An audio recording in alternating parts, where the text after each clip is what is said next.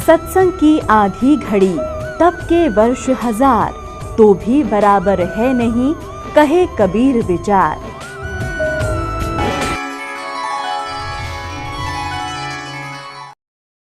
सतलोक आश्रम बरवाला, जिला हिसार, हरियाणा। ये इस आत्मा के उस दीर्घ रोग के नाश करने का हॉस्पिटल है जिसका ट्रीटमेंट 21 ब्रह्मांड में किसी के पास नहीं है।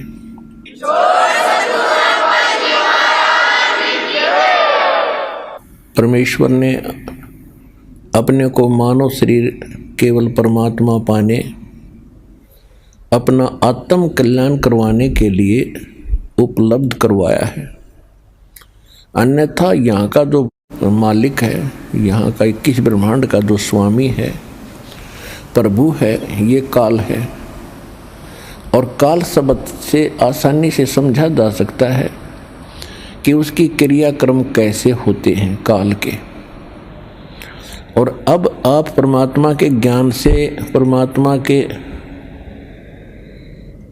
इस ऑपरेशन होने के उपरांत, अज्ञान रूपी मोतिया बिंद हट जाने के उपरांत आप आसानी से देख भी सकते हो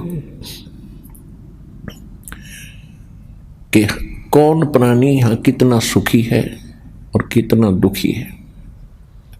यहाँ पर सुख नाम की चीज स्वप्न में भी नहीं है, लेकिन हमने हल्के दुख को सुख मान लिया।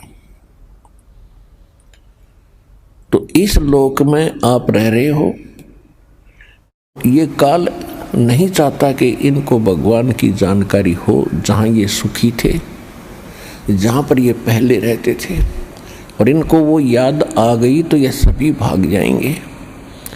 और इसने आपको अपने स्वार्थवश रोक रखा है। तो उसने, अब आप देख रहे हो कि कौन जीव सुखी है। स्वप्न में भी सुख प्राणी को यहाँ पर नहीं है। और परमात्मा की एक विशेष कृपा है, वो ये चाहते हैं कि इनको मानव शरीर मिलेगा तो कभी ना कभी कोई दुख में, कोई सुख में मेरी खोज करेगा, और खोज करेगा तो उसको मिलता भी है भगवान। और खोज करने का तरीका ही गलत है तो फिर नहीं मिलता। अब आपको उस परमात्मा की पाने का प्रॉपर वे मिल गया, प्रॉपर रास्ता मिल गया है। तो उस परमात्मा ने स्वयं आकर ये मेहर की है और आपको मनुष्य जीवन इससे दिलवाया है। जैसे इसने वहां गलती की थी सतलोक में, किसने? इस काल ब्रह्म ने। और उस गलती के प्रतिफल में परमात्मा ने इसको श्राप दे दिया था कि तू 1 लाख मानव शरीरधारी प्राणियों का नित्य आहार किया करेगा।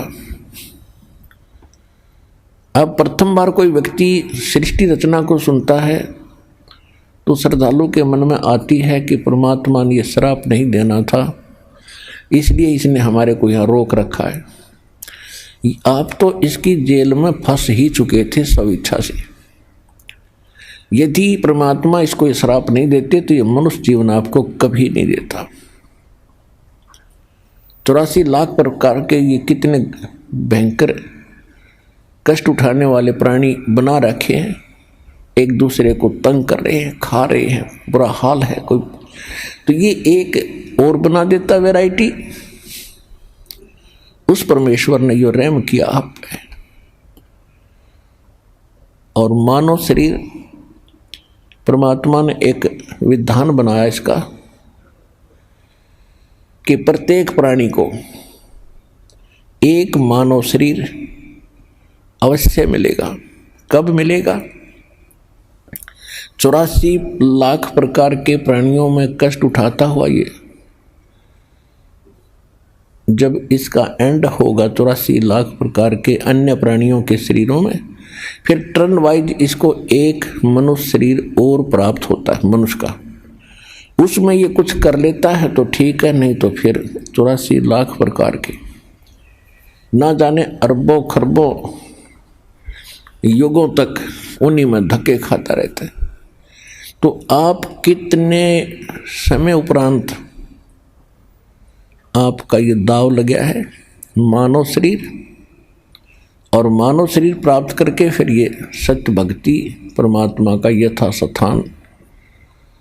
तो अब इसको संभाल के रखना, ज़्यादा ध्यान देना, ये कोई बनावटी कहानी ना समझना। पहले तो हमें शंका रहती थी कि भाई किसने देखा है, क्या बताया सत्य है कि असत्य है। अब तो जिन्होंने देखा है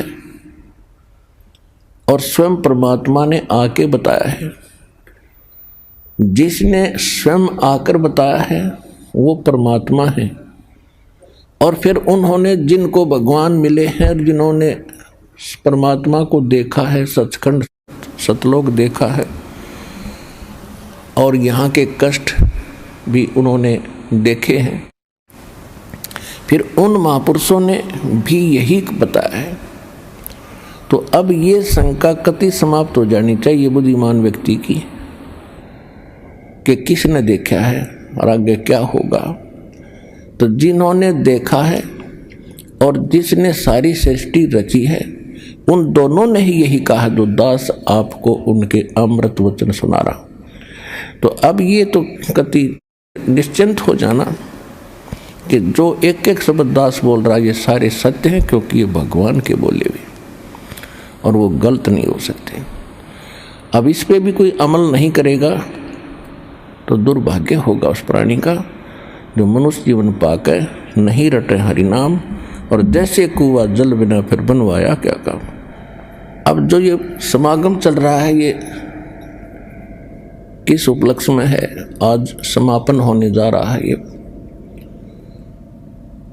ये इसी बात का निर्णय देता है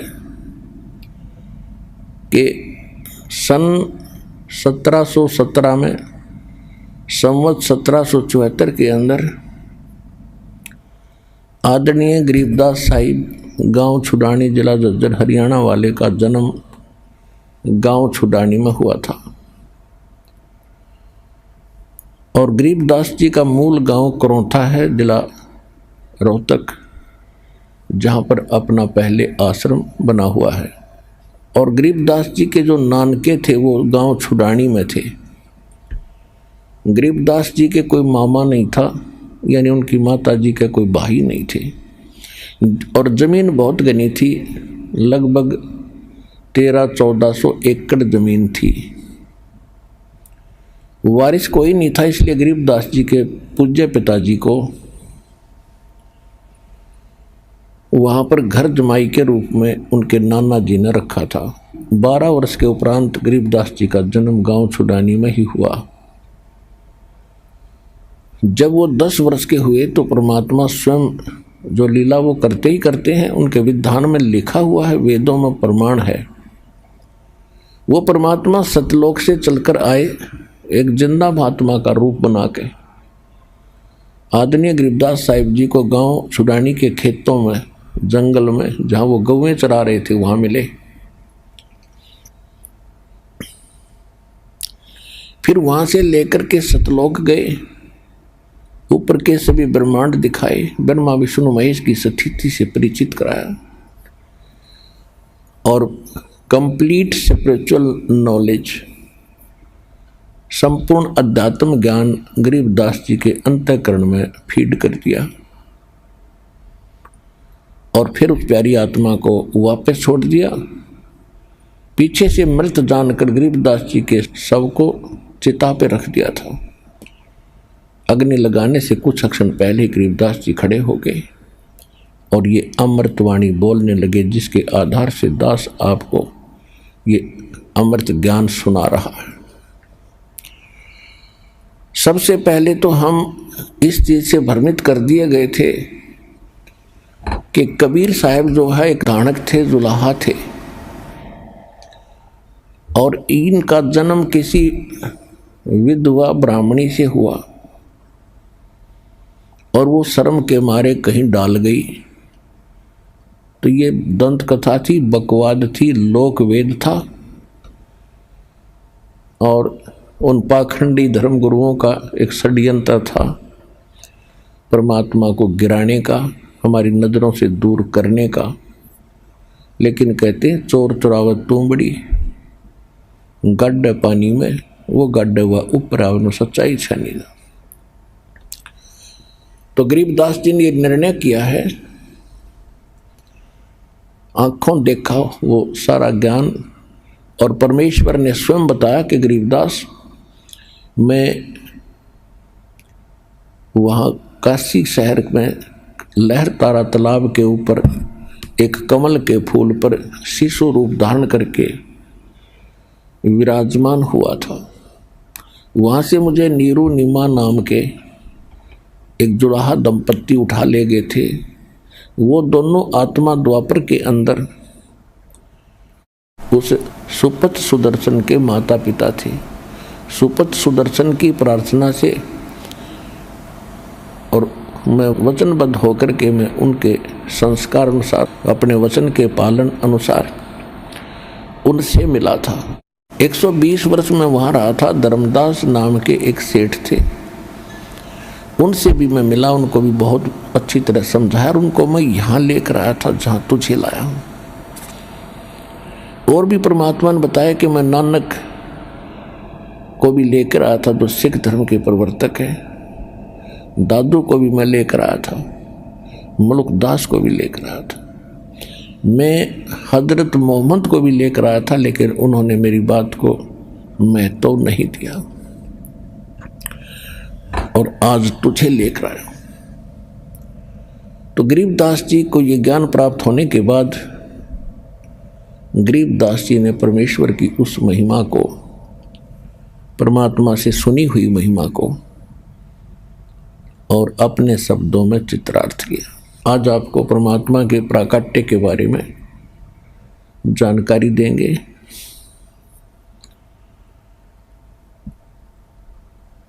परमेश्वर की लीला में लिखा हुआ है कि वो चारों युगों में आते हैं और परमात्मा स्वयं भी बताते हैं कि सतयुग में सत सुकृत कह टेरा, त्रेता नाम मुनिंदर मेरा, द्वापर में करुणा में कहाया, कलयुग नाम कबीर दराया। कि सतयुग में सत्सुकृत नाम से मैं प्रसिद्ध था।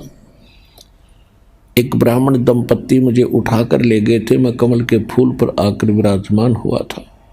परमात्मा एक लीला ऐसी करते हैं प्रत्येक युग में और धीरे धीरे बड़ा होकर के वही क्रियाएं करते हैं जिस कुल में उनको ले जाया जाता है। सतयुग और त्रेता में परमात्मा ऋषि कहलाए थे क्योंकि ब्राह्मण वर्ग उनको उठा कर ले गया था। द्वापर में परमात्मा को एक वाल्मीकि परिवार उठा कर ले गया था, तो उस समय वो वाल्मीकि कहलाए थे। और अब इस कलयुग के अंदर उनको एक जुलाहा दंपत्ति उठा के ले गया था और जिस कारण से वो धानक और जुलाहा कहलाए। परमात्मा कहते हैं वैसे मेरी कोई जाति नहीं, मैं सबका सृजनहार हूँ, फिर भी हमने जैसा भी अपना रंग रखा है हम उसको उसी से संबोधित करते हैं। अब लाल चाहे कहीं पर भी रखा हो, लाल तो लाल ही रहेगा। उच्च आत्मा चाहे किसी वर्ण में उत्पन्न होते हैं उसमें कोई अंतर नहीं आता और ये तो परम आत्मा है। तो जो उद्देश्य लेकर वो आते हैं फिर अपना वो कार्य शुरू करते हैं। कलयुग के अंदर सन 1398 संवत 1455 ज्येष्ठ सुदी पूर्णमासी को ब्रह्म मुहूर्त के अंदर परमात्मा अपने निध स्थान अमरलोक से सतलोक से चलकर आए और एक शिशु रूप धारण करके वो वहाँ से गति करके आए। काशी बनारस शहर के बाहर एक लहर तारा नामक तालाब है, वो आज भी सुरक्षित रखा हुआ है कबीर पंथियों के द्वारा। अब उसकी केवल नाम निशान सा तो है, लेकिन पहले वाला सरोवर नहीं है। चारों तरफ उसमें आबादी भी बन गई है, फिर भी एक अवशेष शेष है। ये दास कई बार अपने भक्तों को पहले लेकर गए, 2-3 बार देखा, इसलिए दिखाया था कि आने वाले समय में जैसे भाई बहन बहुत ज़्यादा संख्या में होंगे तो वो भक्त गवाही देंगे कि हम देख कर आए हैं। तो इतना ही काफ़ी होता है। इन तीर्थों पे घूमने की से कोई लाभ नहीं होता, केवल उस सच्चाई से परिचित होना मात्र होता है कि सचमुच यहाँ ऐसी घटना घटी थी। इतना ही काम है इनका। फिर इन पर चक्कर लगाना या कोई ना लगाना, इनका कोई यूज नहीं होता। तो कहने का भाव ये है कि वो परमात्मा उस लहर तारा तालाब में कमल के फूल के ऊपर आकर विराजमान हुए, शीशो रूप धारण करके। जब परमेश्वर ऊपर से आ रहे थे तो उसके प्रत्यक्ष दृष्टा एक अष्टानंद नाम के ऋषि उसी सरोवर पर वो साधना किया करते थे। प्रतिदिन सुबह सुबह जाते थे, शांत स्थान पर स्वच्छ जल में स्नान करते थे और उसके अंदर वो सरोवर कैसे बनता था? गंगा दरिया का पानी जल, जब गंगा खूब फुल स्वयं पर वर्षा के दिनों में भरकर चलती थी तो गऊ घाटों के अंदर से ओवरफ्लो होकर और वो तालाब रूप में बन जाता था। फिर सारा वर्ष उसका बहुत निर्मल जल रहता था। तो उस स्थान पर आसपास खूब पेड़ पौधे उगे हुए थे, जंगल था। उस एकांत स्थान पर अष्टानंद प्रतिदिन स्नान करने और अपनी साधना करने जाते थे। जब अष्टानंद जी साधना करने की चेष्टा कर रहे थे, उसी समय आकाश से उसको एक प्रकाश पुंज आता दिखाई दिया, जैसे तारा सा टूटा करता है। अष्टानंद ने देखा ध्यान से, वो नूर, वो प्रकाश इतना तेज था, अष्टानंद जी की आंखें उसको सहन नहीं कर सकी, आंखें बंद हो गई। बंद आंखें हुई तो उसने देखा कोई बालक है। एक बालक का चित्र दिखा, नवजात शिशु का। उसने पुनः आंख खोली, तब तक वो प्रकाश लहर तारा तालाब के एक कोने में सिमट चुका था और फिर से अंधेरा छा गया था। सूर्य उदय होने से लगभग 1.5 घंटा पहले की ये घटना है। अष्टानंद जी के सामने वो बच्चे का चित्र बार बार घूम रहा है। जैसे हम सूर्य की ओर देखते हैं, हमारी चरम दृष्टि उसको सहन नहीं कर पाती, फिर हम आंखें बंद कर लेते हैं या साइड में करते हैं, तो सूर्य का वो प्रकाश रहित प्रतिबिंब, वो आकार हमें साफ दिखाई देता रहता है और कुछ देर के बाद वो समाप्त हो जाता है। ठीक इसी प्रकार अष्टानंद जी के साथ हुई। उसके सामने वो बच्चे का चित्र घूमता ही रहा, आंखों के सामने ऐसे लगा रहा।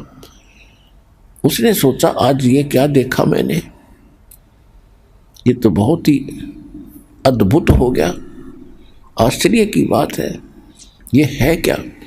तो वो तो उठकर चल पड़ा, क्योंकि वो स्वामी रामानंद जी के शिष्य थे। स्वामी रामानंद जी उस समय काशी बनारस में 1 नंबर के विद्वान प्रसिद्ध थे, वेद गीता और पुराणों के। और उन्होंने 1400 ऋषि बना रखे थे जो उसके ज्ञान का प्रचार आगे आगे जाकर किया करते थे। उनमें से एक अष्टानंद जी भी थे। स्वामी रामानंद जी केवल ब्राह्मणों को ही दीक्षा दिया करते थे और उन्हीं को भक्ति का अधिकारी बताते थे। अन्य किसी जाति वर्ण के व्यक्ति को वो दीक्षा नहीं देते थे। वैसे कोई संकट निवारण की कोई गलबात पूछने जाते थे तो उसको थोड़ा बहुत समाधान दूर से बता देते थे। विशेषकर शूद्रों से तो वो बहुत दूर रहते थे।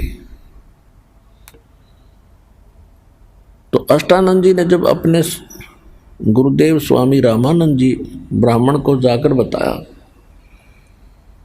और सारी घटना का वृत्तांत सुनाया, अब स्वामी रामानंद जी को जैसा ज्ञान था उस आधार से कहा कि बेटा, ऊपर के लोकों से अवतार आते हैं और उस समय ऐसे ही लक्षण उनके होते हैं, एक तारा सा टूटता है और फिर आके किसी माँ के गर्भ में वो जन्म लेंगे,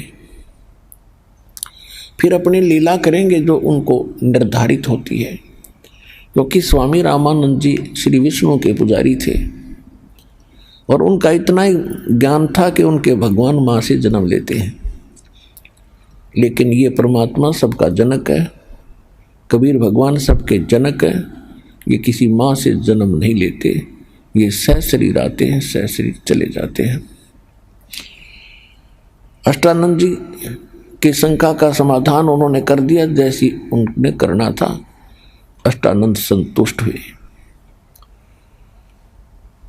अब उसके बाद जो नीरू नीमा नाम के जो जुल्हा धाणक थे वो मुसलमान जुल्हा थे, लेकिन वो उसी जन्म में गौरी शंकर और सरस्वती नाम के ब्राह्मण थे, उसी जन्म में, और भगवान शिव के वो तगड़े पुजारी थे और इतने अच्छे ब्राह्मण थे, निस्वार्थ कथा करा करते थे शिव पुराण की,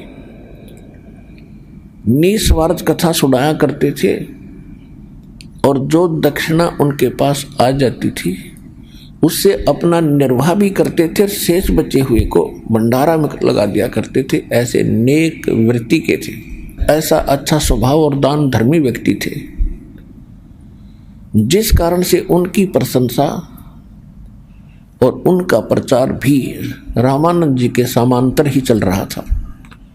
रामानंद जी वैष्णो पुजारी थे विष्णु जी के, और वो गौरी शंकर जी भगवान शंकर के पुजारी थे, उपासक थे, प्रचारक थे। अब संख्या में वैष्णो अधिक थे ब्राह्मण, और वो इस गौरी शंकर से द्वेष रखते थे, क्योंकि उनको ये डर बना हुआ था कि इसका प्रचार घना बढ़ गया तुम्हारी रोजी रोटी समाप्त हो जाएगी। और इसका आभास उस समय के मुसलमानों को भी हो गया कि कोई भी अधिकतर हिंदू वर्ग के ये गुरु लोग, क्योंकि हमारे को आज तक आपस में लड़ा के मारने वाले ये गुरु लोग ही रहे हैं, और इन्हीं पर हम विश्वास करके कहीं भी जाकर लठ बजाने को तैयार हो जाते थे, उनकी सारी झूठी बातों को सत्य मानकर। तो इसी कारण से उन्होंने सब कुछ देख लिया कि जो अधिकतर गुरु लोग हैं वो इससे विरोधी हैं और ये प्रचार घृणा कर रहा है हिंदू धर्म का। तो मुसलमान काजी और मुल्लाओं ने उस गौरी शंकर को जबरदस्ती मुसलमान बना दिया बलपूर्वक। अपना जूठा पानी जल उनके सारे घर में छिड़क दिया, उनके मुंह में डाल दिया बाई फोर्स, और दूसरे ब्राह्मण देख रहे थे वो गुरु, उन्होंने उनका बचाव ना करके सारी सब जगह कह दिया कि गौरी शंकर मुसलमान बन गया है, उसको हिंदू धर्म से निष्कासित कर दिया है, उसके साथ कोई बात नहीं करेगा, उसको अपने घर नहीं आने देगा। ऐसी आग लगा दी। अब वो विवश हो गया गौरी शंकर और सरस्वती, और मजबूरन उन्होंने वो मुसलमान धर्म स्वीकार करना पड़ा, क्योंकि हिंदू मुंह मोड़ गए। अब उनके सामने समस्या आई कि भाई अब रोजी रोटी कैसे चलेगी। पहले तो दीक्षा से काम चल रहा था, दक्षिणा से, अब दक्षिणा मिलेगी नहीं और हम भूखे मरेंगे। तो उन्होंने एक सिंपल सा काम जिसमें कोई पैसा भी ना लगे, एक कपड़ा बुनने की एक खड्डी खोद ली, उसमें 5-4 लठ गाड़ने होते हैं डंडे से और काम शुरू हो जाता है। तो वो कार्य गौरी शंकर और सरस्वती करने लगे। वो निसंतान थे, उनका संतान नहीं थी। वह भले ही मुसलमान बन गए थे, लेकिन भगवान शंकर की तरफ उनके हृदय से निकली नहीं। वो शुभ दिन जिस दिन परमात्मा उनको मिलना था, तो उससे पहले हिंदुओं ने उन गौरी शंकर का स्नान करना भी गंगा घाट पर मना कर दिया, जहां पर सभी ब्राह्मण वर्ग नहाया करते थे। वह मुसलमानों को अलाउड नहीं था, और वो प्रतिदिन स्नान करके ही अपना क्रिया किया करते थे। तो उन्होंने और कोई स्थान नहीं मिला, तो उस लहर तारा तालाब में वो प्रतिदिन स्नान करने जाने लग गए। स्वच्छ जल गंगा का ही होता था। वो उस दिन भी, वो जिस दिन परमात्मा का मिलन हुआ, उस दिन भी वो आत्माएं उसी समय स्नान के लिए वहां पहुंचे थे। अब नीरू और नीमा के कोई संतान नहीं थी, और पुण्यात्माओं, आप इस परमात्मा के स्पिरिचुअल यानी अध्यात्म ज्ञान से आपको जानकारी होगी कि हम लोक वेद के आधार से हम क्या माना करते थे और वास्तविकता क्या है। अब जैसे इन हमारे धर्म गुरुओं ने एक ऐसी दंत कथा फैला रखी थी कि जिसका पुत्र नहीं, संतान नहीं, वो बहुत दुर्भाग्यशाली व्यक्ति है। और यहाँ तक कहा करते कि सुबह सुबह उसके तो दर्शन भी नहीं होने चाहिए, उनके जिनका संतान नहीं। और यदि लड़की भी हो और पुत्र ना हो तो भी उसको हे दृष्टि से माना जाता था कि इसकी गति नहीं हो सकती, क्योंकि इसका पुत्र कोई ना। तो ये सारा दंत कथा और काल का जाल था, कति झूठी और बकवाद थी। परमात्मा के विधान से हमें ज्ञान हुआ कि जिनके संतान नहीं है उनका कोई लेन देन शेष नहीं है, आज उनका कोई संस्कार बकाया नहीं है, जिस कारण से वो बहुत ही भाग्यशाली व्यक्ति है। यदि उनको भक्ति ठीक मिल जाए और वो सच्ची नीयत भक्ति कर लें तो इसी जन्म में वो पार हो जाएंगे, उनको तो देर लगेगी ही नहीं। अब इसके लिए थोड़ा सा एक कथा सुनाते हैं।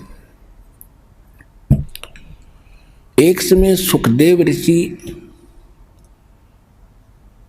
अपनी मां के गर्भ में था, और इसको गर्भ में ज्ञान हुआ कि हम बाहर जाने के बाद सब भूल पड़ जाती है, और ब्रह्मा विष्णु महेश से निकल रहे तीनों गुण हमें अचेत कर देते हैं। ये त्रिगुणमयी माया हमें भ्रमित कर देती है, नशा हो जाता है, जिस कारण से ये बाहर नहीं आया। फिर ब्रह्मा विष्णु महेश तीनों ने इससे को कहा कि सुखदेव तू बाहर आ, 12 वर्ष तू माँ के गर्भ में रहेगा, और आगे ये परंपरा बिगड़ जाएगी हमारी। माताएं 9 महीने में परेशान हो जाती हैं बच्चे को गर्भ में रख के, और 12-12 वर्ष तक ये गर्भ में रखेंगी तो इनका जीना हराम होगा, आप बाहर आओ। अब पुण्यकर्मी प्राणी को ये ब्रह्मा विष्णु महेश कुछ हानि नहीं कर सकते, गर्भ में तो बिल्कुल नहीं कर सकते, ऐसा कोई नियम है वाली का। तो इन तीनों ने इनसे प्रार्थना की। इसने एक कंडीशन रखी कि माँ के गर्भ से बाहर आऊं, उस समय आप अपनी इस त्रिगुणमयी माया तीनों गुणों को स्टॉप कर लेना, बंद करना। अब इन्होंने कहा कि भाई हम इसको रोक नहीं सकते, ये हमारे बस से बाहर है। यदि हम इसको रोकने की चेष्टा करेंगे तो हमारा शरीर फट जाएगा। तो सुखदेव ने कहा कि मैं बाहर नहीं आ सकता, बाहर आते ही तुम अंधा कर देते हो, हमें ज्ञानहीन बना देते हो।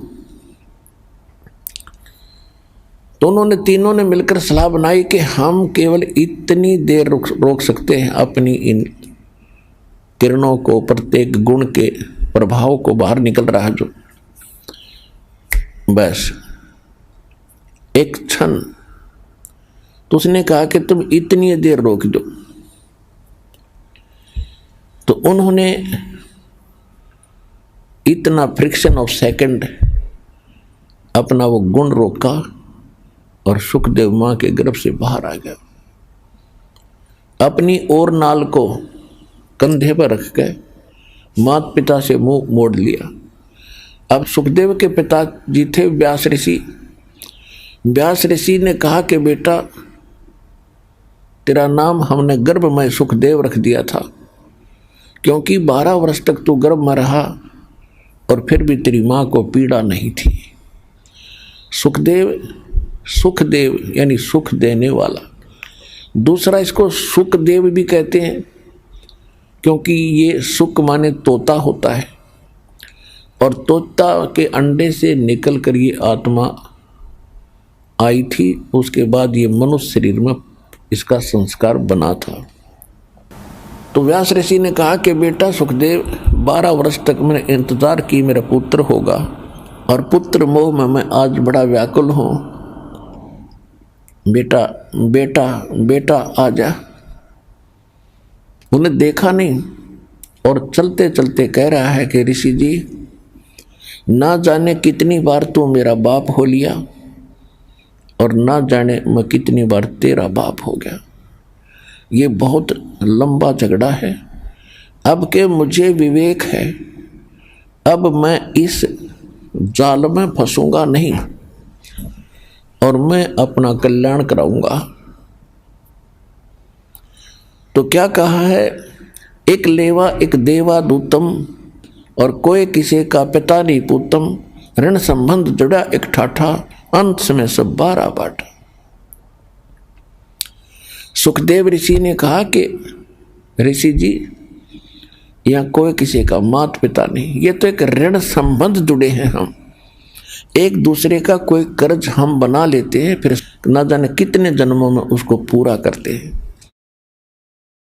जैसे आज अज्ञानता से कोई रिश्वत लेता है, कोई किसी का प्लॉट दबा लेता है, कोई चोरी करता है, या कोई और अन्य कारणों से किसी के धन को ग्रहण करता है, फिर आने वाले समय में उसने सब वो पूरे वापस देने पड़ते हैं, भोगने पड़ते हैं। किसी की भैंस बनेगा, किसी का बैल बनेगा, किसी का गधा बनेगा, लठ भी खाएगा और वापस भी देगा। अब आपने देखा होगा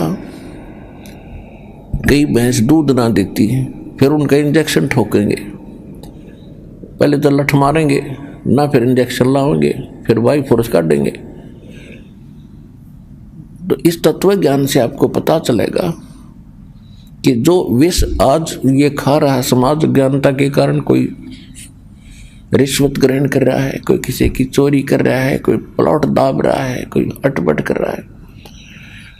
तो गरीबदास साहिब जी ने कहा कि तुमने उस दरगाह का मैल नहीं देखा और धर्मराज के तिल तिल का लेखा, पाई पाई का हिसाब है।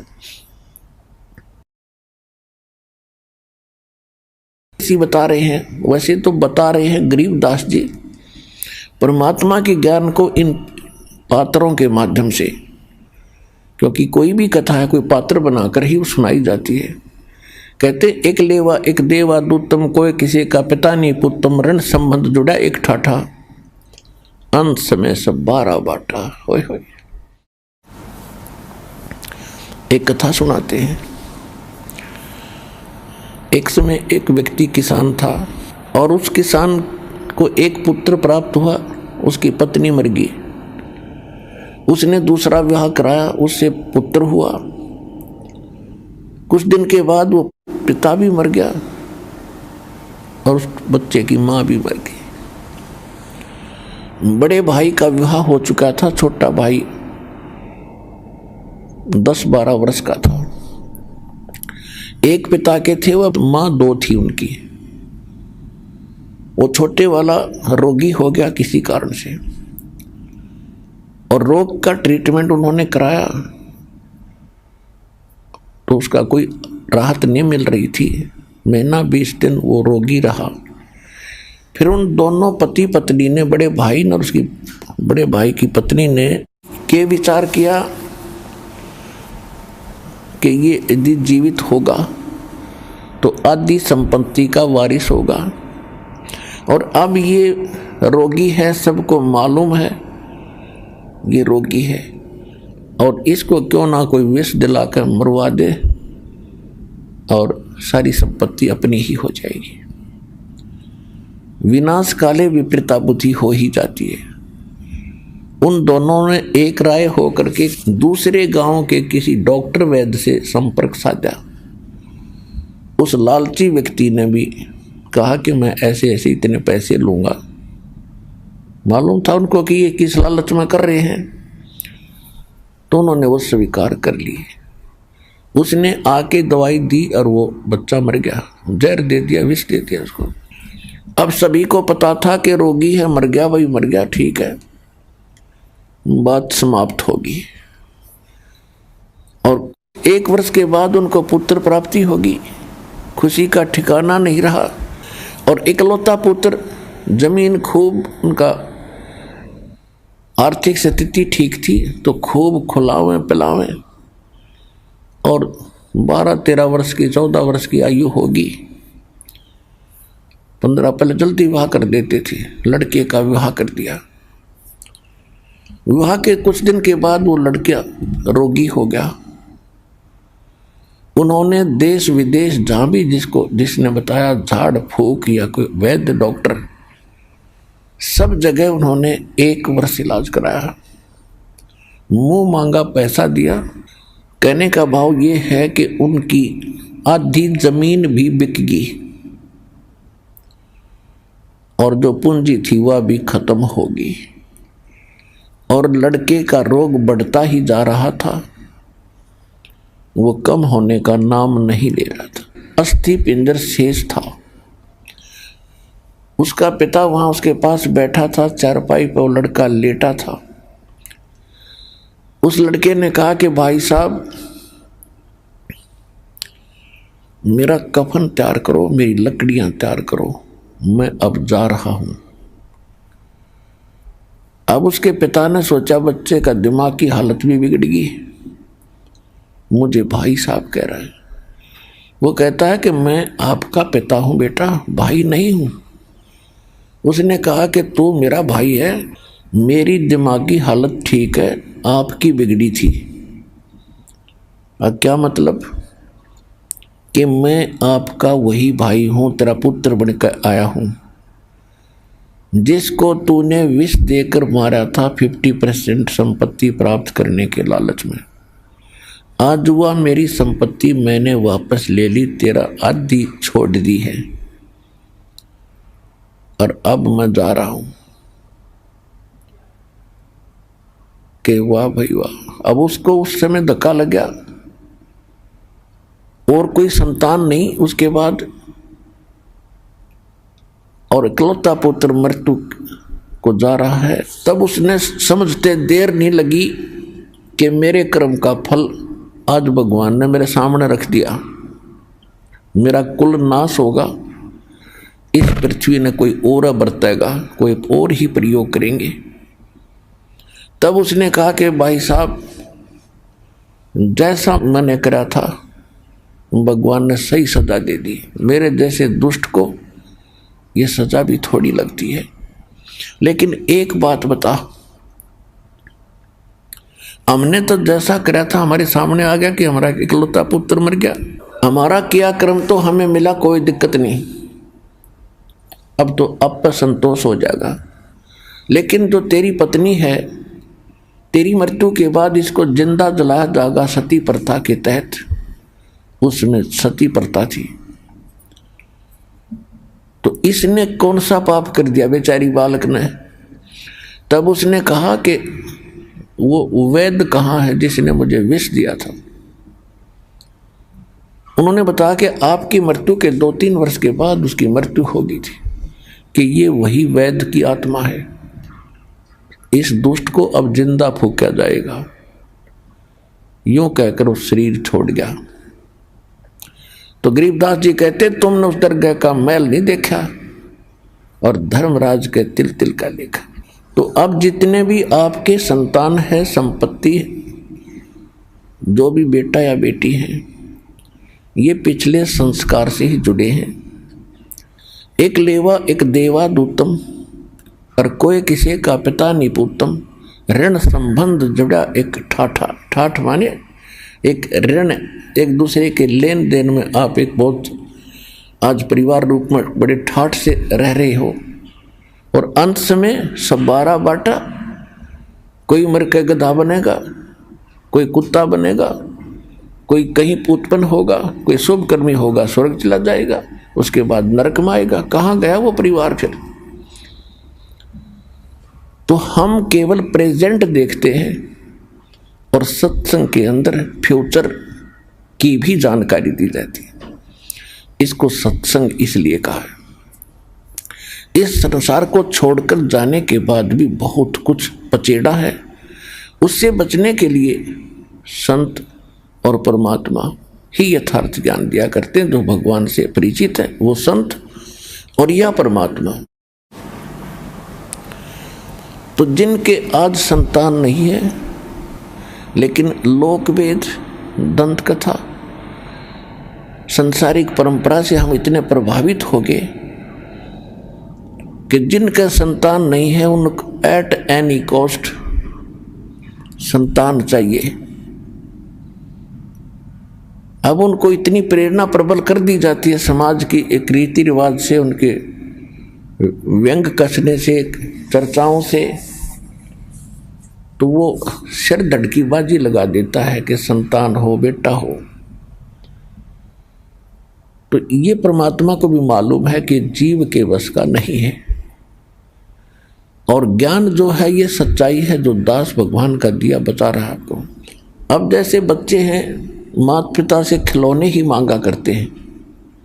अब पहले बच्चे को खिलौना नहीं देता है तो वो शोर बहुत करता है, बेचैन होता है, तो माता पिता सोचते हैं चल खिलौना दे देते हैं। जब वो थोड़ा सा बड़ा होता है फिर उसको काम धंधे में लगाते हैं, कोई कॉलेज स्कूल में भेजना शुरू करते हैं, तो फिर अपने आप उन खिलौनों से वो मुंह मोड़ लेता है। तो जो भी सांसारिक संपत्ति आप मांगने आते हो, आप खिलौने मांगने आते हो, तो परमात्मा आपकी एक विशेष देखता है कि यो खिलौने मांगे हैं अब तो आपको लालच में लगाने के लिए वो खिलौने भी एक बार देगा, और कोशिश ये करेगा इस ज्ञान से समझाऊं कि अब बहुत जन्म हो गए आपने इन खिलौनों से खेलते हुए, अब कुछ और काम भी कर लो। एक व्यक्ति बता रहा था, दास एक जगह सत्संग कर रहा था, गांव में जाया करते थे हम। चौबारे में भगवान गरीबदास साहिब जी की अमरवाणी का पाठ करते थे, 3 दिन उसके घर में सत्संग करते थे। वो अपने रिलेटिव्स को भी बुला लिया करते थे कि साथ इनको भी कुछ छींट लग जाए ज्ञान की। एक व्यक्ति आया, उनका कोई रिश्तेदार था, वो छोटे से लड़के को साथ ले रखा। उसकी उम्र होगी लगभग 70 वर्ष, और बच्चा होगा उस समय ज़्यादा से ज़्यादा 5-6 वर्ष का। उसने सत्संग सुना ऐसा ही जो दास आज कर रहा है। 50-60 भक्त छत पर सत्संग सुन रहे थे। सत्संग के बाद वो निकट आकर बैठ गया। रात्रि का समय था। उसने कहा कि महाराज जी जो ज्ञान आपने सुनाया कति 100 का 100 साची है। मेरे 4 पुत्र थे, 2 पुत्री थी। लड़कियों का विवाह कर दिया, लड़के भी ब्याह दिए, और बच्चे को अच्छा रोजगार भी ठीक था, और 4 साल के अंदर चारों मर गए। 2 तक इकट्ठे एक दिन खेत पर मरे पाए, पता नहीं उसका आज तक कारण का पता नहीं था, और 2 फिर ऐसे ही बीमार हुए, खत्म हो गए। चारों बहुएं चली गई। अब 70 साल की उम्र होगी, ये लड़की के लड़के ने लेकर टाइम पास कर रहे। मेरे आज समझ में आ रही है आपकी बात, और उस समय ना आवो जब मेरे सारे ठाठ बाट थे।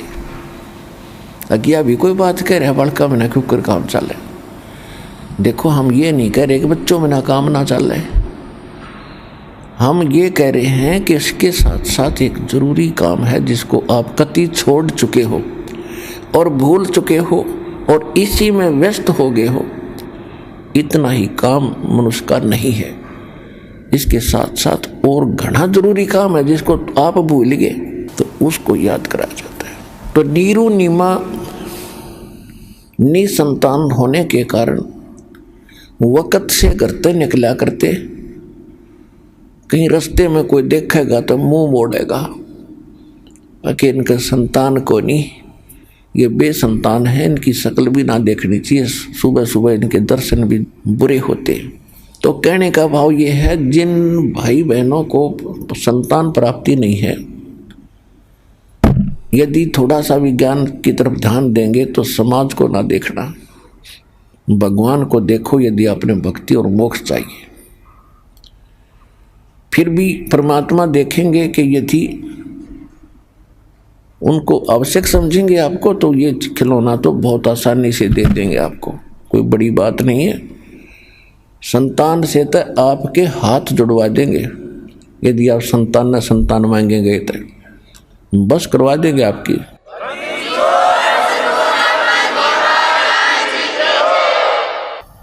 एक बार पीछे आपने एक बहन का इंटरव्यू देखा होगा, लेकिन इसमें थोड़ा सा धैर्य रखना पड़ता है।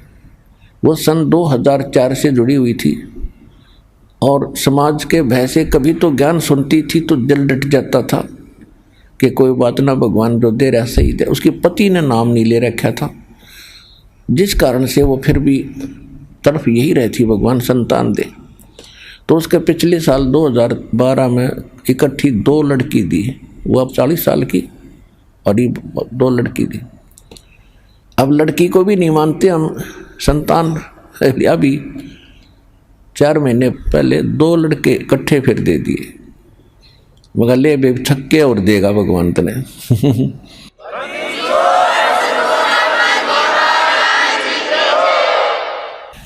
तो हम जो उद्देश्य लेकर सत्संग कर रहे हैं और आपको जो एक पहाड़ से दुख से बचाना चाहते हैं, लेकिन आप समाज के डर से, समाज क्योंकि ज़्यादा है और हमारा समाज अभी इतना फैला नहीं है ताकि आम व्यक्ति यूँ कहने लग जाए, भाई रोज़ सुनाते हैं ज्ञान भगवान का, परमात्मा दे तो धन है, ना दे तो रजा मालिक की, अपना मोक्ष कराओ, पीछा छुटवाओ।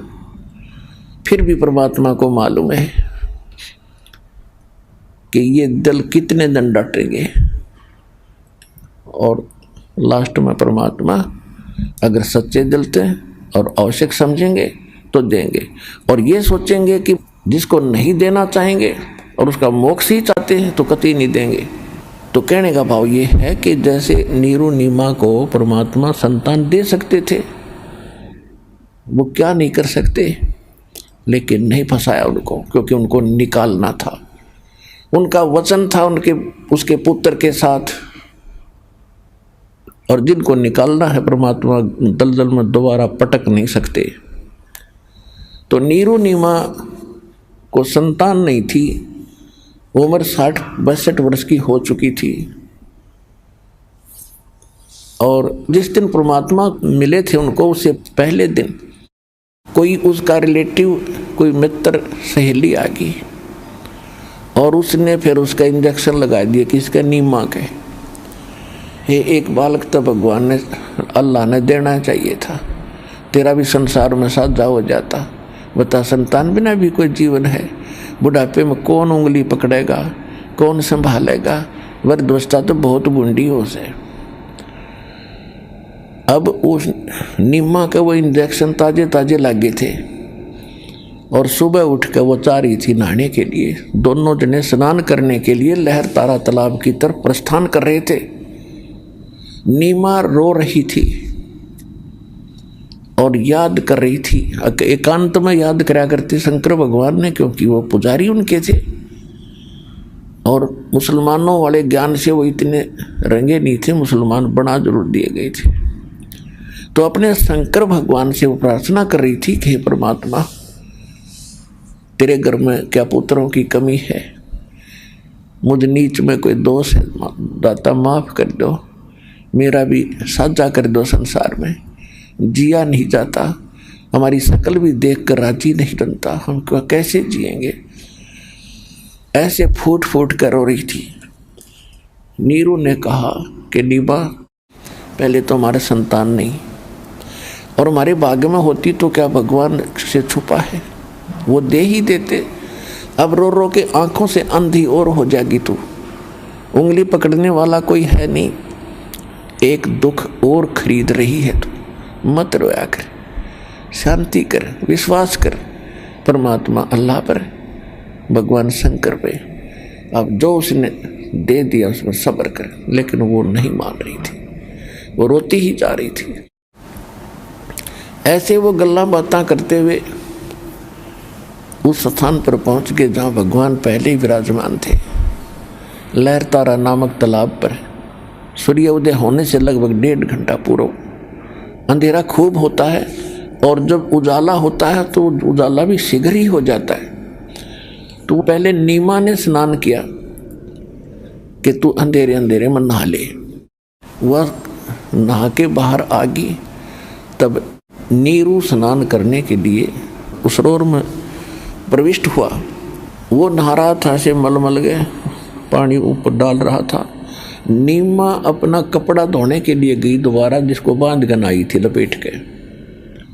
जो ही दोबारा सरोवर के तट पर पहुंची तो क्या देखा, सामने एक कमल के फूल पर कोई वस्तु हिल रही है। तो ऐसे जैसे परमात्मा एक पैर के अंगूठे को मुख में दिए थे, एक को ऐसे हिला रहे थे पैर को।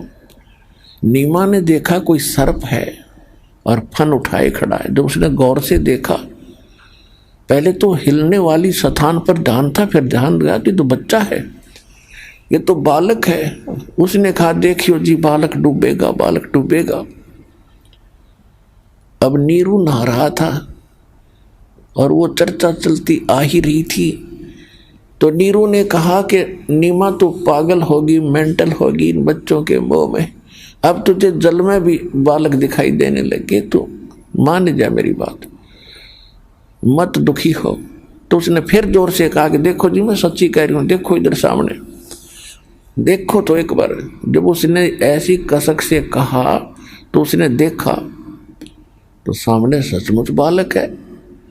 आइए अब हम उन श्रद्धालुओं के अनुभव जानते हैं जो जगत गुरु तत्वदर्शी संत रामपाल जी महाराज जी से दीक्षा प्राप्त कर चुके हैं तथा उनके द्वारा बताए गए भक्ति मार्ग पर चल रहे हैं। नमस्कार जी।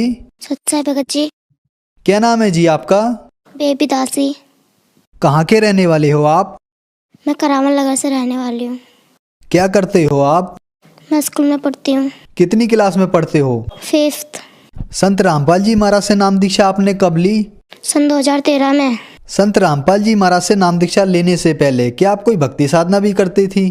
पहले हम शेरा वाली माता जी भक्ति साधना करते थे और हनुमान जी की करते थे। इन समय और मतलब कि नुकसान ये हुआ था कि हम सोच रहे थे कि हमारे पापा की दारू छूट जाए, तो मेरे पापा की दारू भी नहीं छूटी थी, बल्कि मेरे पापा और दारू पी के आते थे घर पे। मेरे पापा को सांस की बीमारी थी और मेरे को भी थी, तो मेरे पापा तो रोज दारू पी के आते, तो उससे तो और पापा की सांस फूलती थी। तो पापा मम्मी को गाली देते थे, तब भी पापा की सांस बहुत फूलती थी। तो पापा एक बार आए थे, तो मतलब छोटी सी थी। मम्मी मतलब खाना बनाई थी, तो पापा ने मम्मी के लात मारी थी, पता नहीं क्यों। फिर मम्मी ने बोला था कि आपने लात क्यों मारी, तो वो कह रहे थे मेरे को ऐसे ही शौक चढ़ रहा था लात मारने का। तो फिर मेरे पापा मांस मछली खूब खाते थे पहले, तो मम्मी मेरे छुप जाती थी, मम्मी छुप जाते थे। तो मेरी मम्मी तब आती थी बाहर निकल के, तब मेरे पापा सो जाते थे।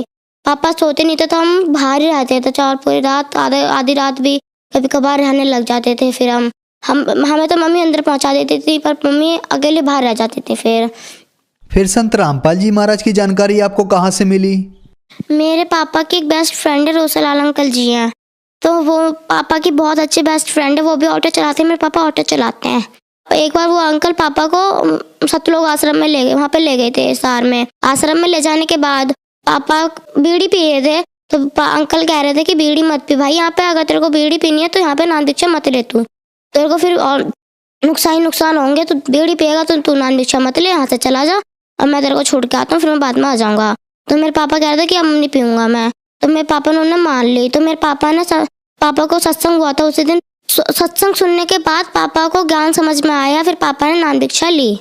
आपने बताया कि आपके पापा के बेस्ट फ्रेंड रोशन जी ने आपके पापा को संत रामपाल जी महाराज के द्वारा लिखित पुस्तक ज्ञान गंगा दी और फिर उसके बाद आपके पापा ने संत रामपाल जी महाराज से नाम दीक्षा ली। तो क्या संत रामपाल जी महाराज से नाम दीक्षा लेने के बाद आपके पापा का नशा छूट गया और क्या कोई लाभ भी हुआ आपको संत रामपाल जी महाराज से नाम दीक्षा लेने के बाद? हाँ, मेरे पापा का नशा भी छूट गया, हमें लाभ हुए। एक बार ना मेरे पापा की तबीयत खराब हो गई थी, मेरे पापा का लीवर खराब हो गया था। वो तो पहले से था पर उसके बाद संत रामपाल जी महाराज के बहुत कम हो गया।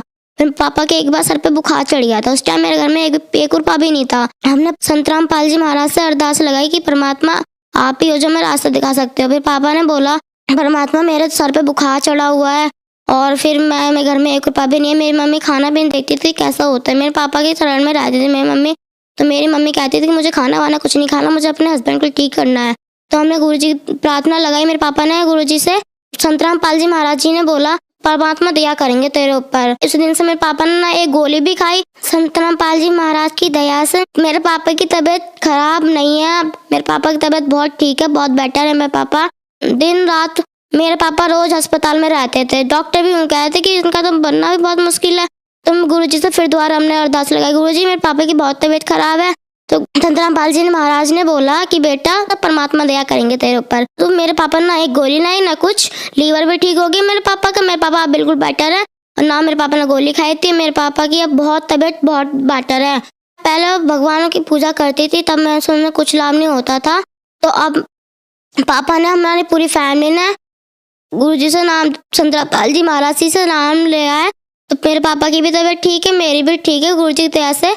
अब मेरी भी और मेरे पापा की बहुत बेटर है तबीयत। पहले तो हम उनकी परमात्मा की उनकी भक्ति करते थे भगवानों की, तो तब हम पूरी रात पूरे दिन हॉस्पिटल में रहते थे। तो अब मेरे पापा भी ठीक है, मैं भी ठीक हूँ। गुरुजी की दया से आशीर्वाद है गुरुजी का हमारे ऊपर, हम भक्ति करते हैं। मेरे पापा के ऊपर लाखों का कर्जा था, तो मेरे गुरुजी से तब हमने दोबारा अरदास किया, परमात्मा हमारे ऊपर बहुत कर्जा है, हम कैसे उतारना। गुरुजी ने बोला कि बेटा तू चिंता मत कर, कर्जा उतर जाएगा, सबके पैसे दे दिए, हम मुक्त हैं। संत रामपाल जी महाराज से नाम दीक्षा लेने के बाद आपको बहुत सारे लाभ प्राप्त हुए। आपके पापा का नशा छूट गया। इसके अलावा आपको और आपके पापा को श्वास की बीमारी थी, वो भी संत रामपाल जी महाराज की कृपा से ठीक हो गई और आपके पापा के कर्ज भी समाप्त हो गए। आज आपका परिवार सुखी और संपन्न है संत रामपाल जी महाराज की कृपा से। तो जो लोग आज आपको देख रहे हैं, आप उन्हें क्या संदेश देना चाहेंगी?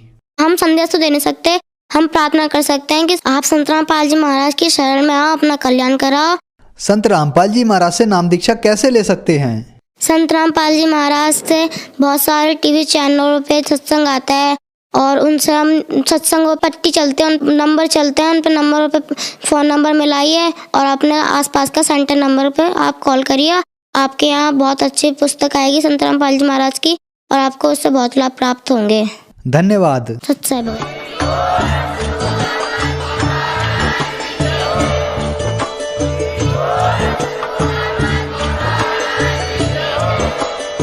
आप सुन रहे थे जगत गुरु तत्वदर्शी संत रामपाल जी महाराज जी के मंगल प्रवचन। अधिक जानकारी के लिए विजिट कीजिए हमारी वेबसाइट www.jagatgururampalji.com।